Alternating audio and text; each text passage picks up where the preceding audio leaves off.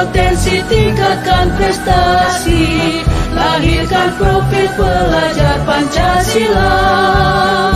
Belajar, bergerak, berbagi untuk negeri, kita menjalin kolaborasi.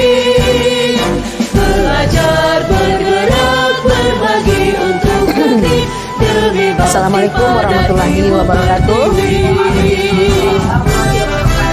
Yang sama-sama kita hormati Ibu Kepala Sekolah, yang dalam hal ini diwakili Ibu Ehan Fitri, yang sama-sama kita hormati Bapak Ibu Majelis Guru UPT SDN Informasi Tarap, puji dan syukur marilah Profis Fahmi Segeri wa Yasiri Amri wa Hlul Uqdatan min Lisan yafqahu qawli. Puji dan syukur senantiasa kita panjatkan kehadirat Allah atas limpahan rahmat dan karunia kepada kita bersama.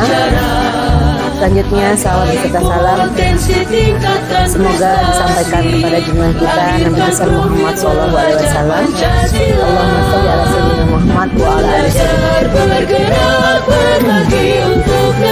Berikut ini adalah destinasi atau berbagi praktik baik yang akan disampaikan oleh peserta calon guru penggerak angkatan 11 dari UPT SDN 18 Tarap, yaitu Ibu Asri Ermajita SPD. Pada kesempatan ini akan menyampaikan kepada kita pemahaman dan pemaparan tentang budaya positif. Namun sebelumnya mari kita persilakan kepada Ibu Kepala Sekolah untuk menyampaikan sedikit arahannya kepada kita. Kepada Ibu Kepala Sekolah, waktu dan tempat kita sediakan. Silakan Ibu Kepala Sekolah.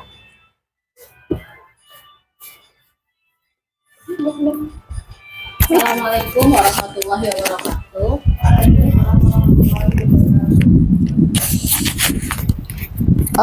Kata puja dan puji kita tumpangkan kepada pembicara terdahulu, Ibu Nopit. Baiklah Bapak Ibu, pada kesempatan kali ini Bu Asri Ermajita sebagai calon guru penggerak angkatan 11 Kabupaten Tanah Datar dengan modul 1.4 menyebarkan pemahaman dan penerapan pengalaman dengan materi budaya positif. Apa yang didapatkan oleh Bu Asri semoga bisa kita terapkan di sekolah kita. Jadi saya himbau kepada Bapak Ibu agar mengikuti kegiatan ini dengan sebaik-baiknya, dan apa yang telah praktik baik yang telah dilakukan oleh Bu Asri dapat kita praktikkan di sekolah kita. Selamat Bu Asri telah sampai kepada modul 1.4 dan sebentar lagi akan finish di modul 3.3. Terima kasih Bapak Ibu. Assalamualaikum warahmatullahi wabarakatuh.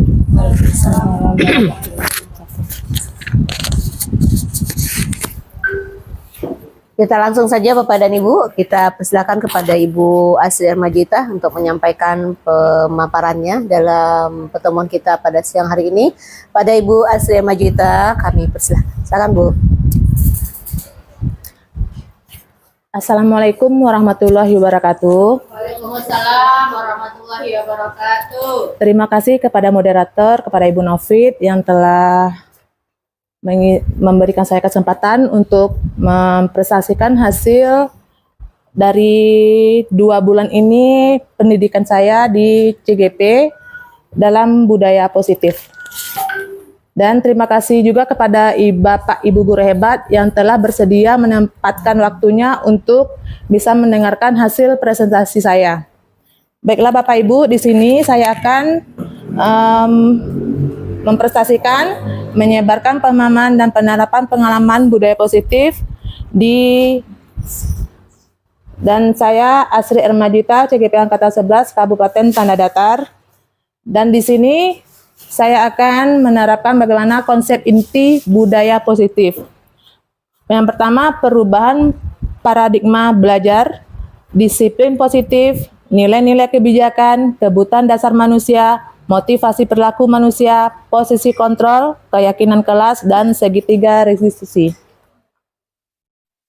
pembelajaran dengan paradigma baru, di mana pembelajaran paradigma baru itu merupakan pembelajaran yang dirancang berdasarkan prinsip pembelajaran berdiferensial sehingga para peserta didik sesuai kebutuhannya berdasarkan tahap perkembangan sesuai teori psikologi modern untuk mewujudkan profil pelajar Pancasila. Minkonsepsi tentang teori kontrol, ilusi guru mengontrol murid. Kita tidak dapat memaksa murid berbuat sesuatu jikalau murid tersebut memilih untuk tidak melakukannya. Di mana ilusi bahwa semua penguatan positif, efek penguatan positif, bentuk-bentuk kontrol di dalam jangka tertentu bisa jadi murid menjadi tergantung pada pendapat guru.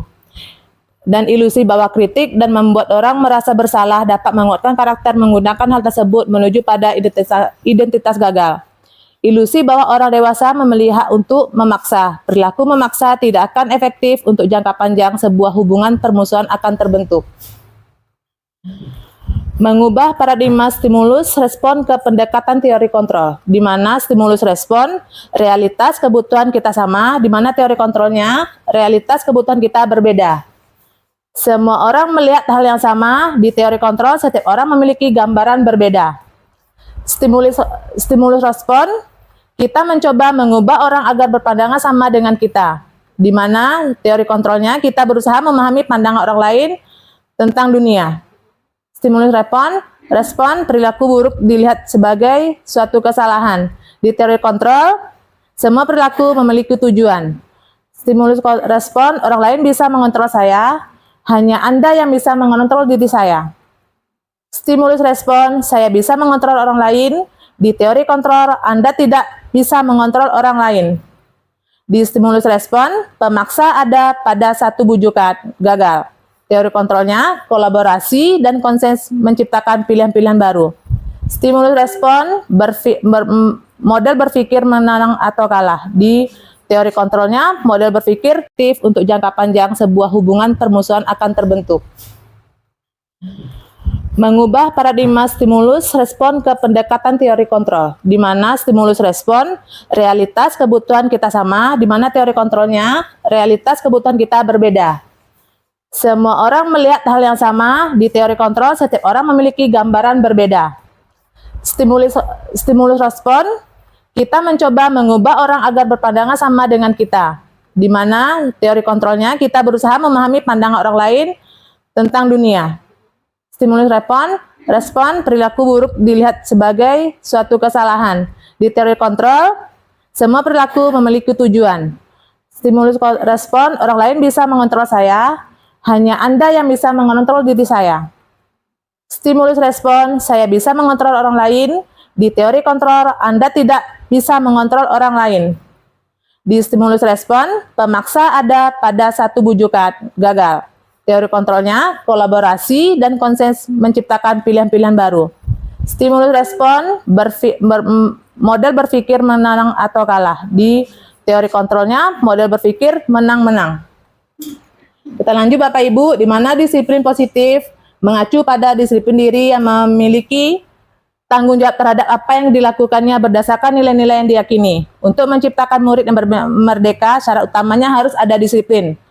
Disiplin yang kuat atau disiplin diri berdasarkan motivasi internal. Jika kita tidak memilikinya, maka memerlukan pihak lain untuk mendisiplinkan kita atau motivasi eksternal. Disiplin positif juga merupakan salah satu cara penerapan disiplin yang bertujuan untuk menumbuhkan kesadaran serta memberdayakan peserta didik tanpa imbalan penghargaan atau reward, ancaman atau hukuman. Tujuan dari disiplin positif itu menciptakan murid yang memiliki disiplin diri sehingga mereka berperilaku mengacu pada nilai-nilai kebijakan universal dan memiliki motivasi intrinsik dalam perubahan perilaku ke arah yang lebih baik. Di sini nilai-nilai kebijakan yang dimaksud, nilai yang disepakati bersama, lepas dari suku bangsa, agama, bahasa, maupun latar belakangnya. Contoh nilai kebijakan institusi atau organisasi, profil pelajar Pancasila beriman dan bertakwa Tuhan Yang Maha Esa dan berakhlak mulia, berkebinakan global, gotong royong, mandiri, kreatif, dan bernalar kritis. Ibu Primary Years Program, toleransi, rasa hormat, integritas, mandiri, menghargai, antusias, empati, keingintahuan, kreativitas, kerjasama, percaya diri, dan komitmen. di keterampilan hidup, life skill, dapat dipercaya, lurus, hati, pendengar yang aktif, tidak merendahkan orang lain, memberikan terbaik dari diri. Kita lanjut Bapak Ibu, di mana kebutuhan dasar manusia itu segala sesuatu yang kita lakukan untuk mendapatkan apa yang kita inginkan, seluruh tindakan yang kita lakukan memiliki tujuan tertentu. Dan semua usaha terbaik yang kita lakukan adalah dalam rangka agar kebutuhan dasar kita terpenuhi dengan baik. 5 kebutuhan dasar manusia itu yang pertama Bapak Ibu, bertahan hidup, kasih sayang, penguasaan, kebebasan, dan kesenangan. 5 kebutuhan dasar manusia itu yang bertahan hidup, contohnya makanan, pakaian, tempat tinggal, keamanan, dan kesehatan. Kalau kasih sayang dan rasa diterima, dipedulikan, berbagi kerjasama, menjadi bagian dalam kelompok. Di penguasaan, contohnya harga diri, keinginan untuk dianggap memimpin berprestasi, diakui, didengar. Kalau di kebebasan, mandiri, memiliki pilihan, mencoba hal baru, mampu mengendalikan arah dirinya. Kalau dibagi kesenangannya, contohnya bermain, humoris, antusiasme, dan tertawa. Di mana motivasi perilaku manusia itu ada motivasi ekstrinsik dan eksternal untuk menghindari ketidaknyamanan hukuman, di mana eksternalnya untuk mendapatkan imbalan atau penghargaan orang lain. Motivasi internal untuk menjadi orang yang mereka inginkan dan menghargai diri sendiri dengan nilai-nilai yang mereka percaya. Di sini ada hukuman negatif, awas dilakukan lagi ya, nanti awas kamu. Itu mode paksaan. Di mana konsekuensi atau netral, lakukan apa yang saya katakan. Di situ termasuk stimulus atau respon. Restitusi, di mana positif, apa hal yang ingin sesungguhnya kamu lakukan. Di situ teori kontrol. Dan contohnya penghargaan maupun hukuman adalah cara mengontrol perilaku seseorang yang menghancurkan potensi untuk pembelajaran sesungguhnya. Penghargaan milik dampak yang kurang baik diantaranya, 1. Penghargaan tidak efektif. Yang kedua, penghargaan merusak hubungan. Penghargaan mengurangi ketepatan. Penghargaan menurunkan kualitas. Penghargaan mematikan kreativitas. Dan penghargaan menghukum. Di sini ada 5 teori kontrol. Yang pertama, penghukum, pembuat merasa bersalah, teman, pemantau, dan manajer. Ini 5 kontrol teori oleh guru. Contoh penerapan 5 posisi kontrol guru itu, kasusnya siswa tidak memakai atribut lengkap saat upacara bendera. Hukumannya membersihkan WC yang ada di belakang sekolah. Dan sudah berapa kali diberitahu kenapa kamu selalu membuat kecewa ibu? Baik Bapak Ibu, kalau di sini kita lihat sudah berapa kali diberitahu kenapa kamu selalu membuat kecewa ibu. Itu termasuk 5 teori kontrol yang mana Bapak Ibu? Apa Bapak Ibu tahu? Apa penghukum? Apa pembuat merasa bersalah? Teman, pemantau, apa manajer? Apa? Pembuat merasa bersalah, benar. Dan di sini lagi ada kasusnya. Siswa tidak memakai atribut lengkap saat mengikuti upacara bendera. Di sini, apa kamu tahu kesalahanmu? Kira-kira bagaimana kamu akan memperbaiki kesalahanmu? Termasuk posisi kontrol apa itu Bapak Ibu? Bapak Ibu tahu? Termasuk penghukum, pembuat merasa bersalah, teman, pemantau apa? Ya, benar, manajer. Dan di sini juga, saya kecewa sekali dengan kamu. Termasuk posisi kontrol yang mana? Ya, pembuat merasa bersalah. Dan lanjut, kamu tidak pernah benar melakukannya. Termasuk teori kontrol penghukum. Ayolah, lakukan demi Bapak Ibu. Termasuk posisi kontrol mana ini Bapak Ibu? Pembuat merasa bersalah. Dan sanksi atau konsekuensinya apa? Tahu kan? Itu termasuk. Dan contohnya penghargaan maupun hukuman adalah cara mengontrol perilaku seseorang yang menghancurkan potensi untuk pembelajaran sesungguhnya. Penghargaan milik dampak yang kurang baik diantaranya, 1. Penghargaan tidak efektif. Yang kedua, penghargaan merusak hubungan. Penghargaan mengurangi ketepatan. Penghargaan menurunkan kualitas. Penghargaan mematikan kreativitas. Dan penghargaan menghukum. Di sini ada 5 teori kontrol. Yang pertama penghukum, pembuat merasa bersalah, teman, pemantau, dan manajer. Ini 5 kontrol teori oleh guru. Contoh penerapan 5 posisi kontrol guru itu, kasusnya siswa tidak memakai atribut lengkap saat upacara bendera. Hukumannya membersihkan WC yang ada di belakang sekolah. Dan sudah berapa kali diberitahu kenapa kamu selalu membuat kecewa ibu? Baik Bapak Ibu, kalau di sini kita lihat sudah berapa kali diberitahu kenapa kamu selalu membuat kecewa ibu, itu termasuk 5 teori kontrol yang mana Bapak Ibu? Apa Bapak Ibu tahu? Apa penghukum, apa pembuat merasa bersalah, teman, pemantau, apa belajar? Apa? Pembuat merasa bersalah. Benar. Dan di sini lagi ada kasusnya. Siswa tidak memakai atribut lengkap saat mengikuti upacara bendera. Di sini, apa kamu tahu kesalahanmu? Kira-kira bagaimana kamu akan memperbaiki kesalahanmu? Termasuk posisi kontrol apa itu Bapak Ibu? Bapak Ibu tahu? Termasuk penghukum, pembuat merasa bersalah, teman, pemantau apa? Ya, benar, manajer. Dan di sini juga, saya kecewa sekali dengan kamu. Termasuk posisi kontrol mana? Ya, pembuat merasa bersalah. Dan lanjut, kamu tidak pernah benar melakukannya. Termasuk teori kontrol penghukum.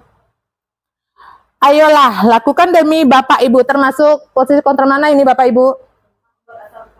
Pembuat merasa bersalah. Dan sanksi atau konsekuensinya apa? Tahu kan? Itu termasuk kontrol apa? Posisi kontrol? Dari mana? Penghukum. Lanjut, apa rencanamu untuk menyelesaikan masalah ini? Masih tahu Bapak Ibu apa teori kontrolnya? Ya, manajer. Dan kita lanjut lagi keyakinan kelas. Mengapa keyakinan kelas? Bukan peraturan kelas. Pembentukan keyakinan kelas. Kuantitatif, berupa pernyataan universal, dibuat dalam pernyataan positif, sedikit saja agar mudah diingat, sesuai dengan kondisi kelas dan sekolah sehingga mudah diterapkan dan semua warga sekolah, warga kelas dilibatkan saat membuat keyakinan kelas. Segitiga restitusi. Di mana segitiga restitusi itu suatu proses dialog yang dijalankan oleh guru agar dapat menghasilkan murid yang mandiri dan bertanggung jawab. Di mana segitiga restitusi itu menstabilkan identitas, validasi tindakan yang salah, dan menanyakan keyakinan. Yang pertama, menstabilkan identitas. Di mana menstabilkan identitas itu berdasarkan prinsip membuat kesalahan adalah sebagian dari proses pembelajaran. Yang kedua, menggeser identitas murid dari identitas gagal ke sukses. Yang terakhir, jangan mengkritik murid yang sedang mengalami identitas gagal. Pertanyaannya, membuat kesalahan sesuatu yang wajar. Manusia tidak ada yang sempurna. Kita tidak memperbaiki masalah ini. Saya tidak menanyakan kesalahannya, tetapi fokus memperbaiki masalah ini. Apakah saat ini kamu tengah menjadi orang baik untuk dirimu sendiri? Itu pertanyaan dari menstabilkan identitas. Dan validasi tindakan yang salah, berdasarkan prinsip setiap perilaku berupaya memenuhi suatu kebutuhan tertentu. Guru akan bergeser dari pemikiran stimulus respon menjadi proaktif. Mengenali dan mengakui kebutuhan murid ini dapat memperbaiki hubungan dengan murid. Dan pernyataan disampaikan dengan nada suara tidak menghakimi atau memojok. Pertanyaannya, kamu bisa saja bertindak lebih gegabah lagi dari ini. Yang kedua, kamu bukan melakukannya tanpa suatu alasan tertentu. Yang ketiga, kamu melakukannya karena mempertahankan sesuatu yang penting. Yang keempat, mungkin kamu bisa mempelajari suatu perilaku baru yang lebih efektif. Bersediakah kamu mempelajarinya? Kita lanjut tentang menanyakan keyakinan. Di mana menanyakan keyakinan ini termotivasi atau intrinsik. Saat perilaku tervalidasi dan identitas sukses telah stabil, maka murid telah siap mengaitkan keyakinannya tindakan yang salah. Di mana pertanyaannya, yang pertama, sebagai keluarga atau kelas apa yang kita yakini? Yang kedua, nilai-nilai apa yang telah kita sepakati? Yang ketiga, seperti apa gambaran sebuah kelas yang ideal bagi kamu? Yang keempat, kamu ingin menjadi orang seperti apa? Dan penutupnya, dalam penerapan program disiplin positif, hendaknya guru memiliki standar kepribadian profesional dan sosial yang baik, di mana guru mampu merefleksikan dirinya dalam posisi kontrol saat bagaimana perjalanan dirinya sebagai among, manajer yang menuntutnya murid-murid menjadi insan mandiri, merdeka, dan bertanggung jawab.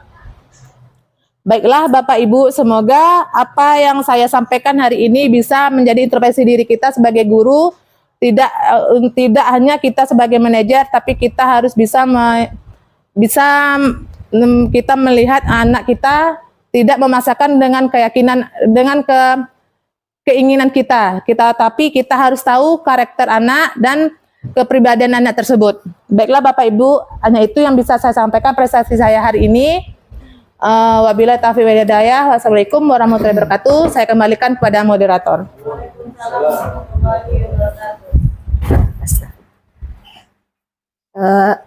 Demikian tadi presentasi yang sudah disampaikan oleh Ibu Asri Ermajuyita dalam apa namanya judulnya? Mendiseminasi. Ya, judul materinya apa tadi? Diseminasi budaya positif. Dengan begitu maka berakhirlah pertemuan kita pada siang hari ini. Kita tutup dengan billahi taufiq wal hidayah. Wassalamualaikum warahmatullahi wabarakatuh. Waalaikumsalam warahmatullahi wabarakatuh. Assalamualaikum warahmatullahi wabarakatuh.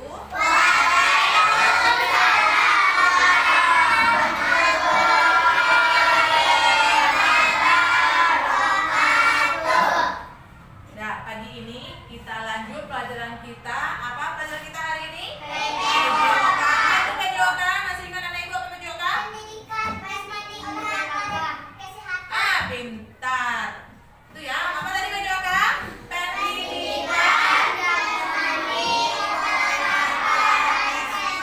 Kesehatan.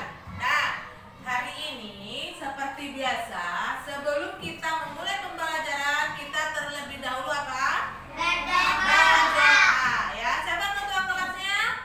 Ayo, pimpin. Keren, silakan pimpin temannya untuk berdoa. Tidak ada yang ngobrol ya, fokus berdoa. Kita minta kepada Allah supaya kita diberi diberi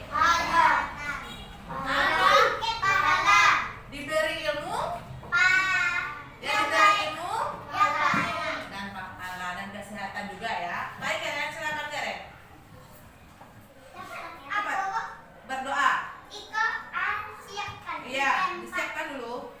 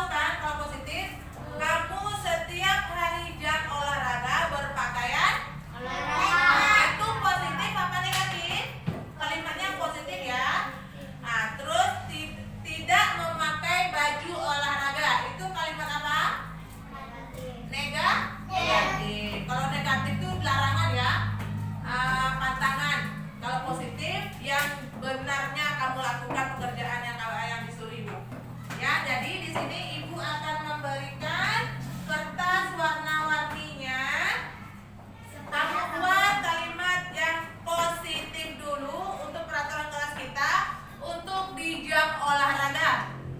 Ya, apa peraturan-peraturan di jam olahraga yang pernah Ibu sampaikan, kita buat kesepakatan kelas kita. Ya, Ibu kasih warnanya warna ini dulu. Warna hijau ini untuk kalimat yang positifnya. Ya, apa peraturan kelas yang kamu lakukan? Ya, bagi ke sana dulu. Tak Ibu biar itu aja. Ya, kamu buat, silakan buat. Apa peraturan-peraturan olahraga yang akan kita lakukan? Kita buat kesepakatan kelasnya. Di sini ya, jangan dekat, jangan lem. Di sini buat. Ya.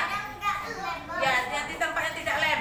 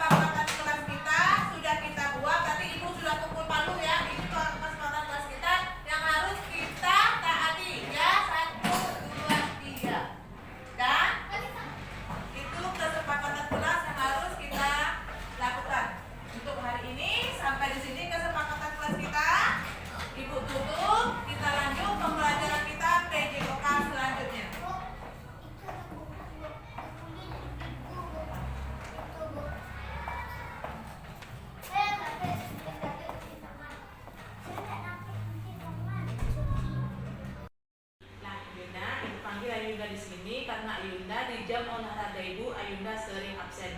Kenapa Ayunda sering absen? Nah, ada masalah. Apa masalah Ayunda?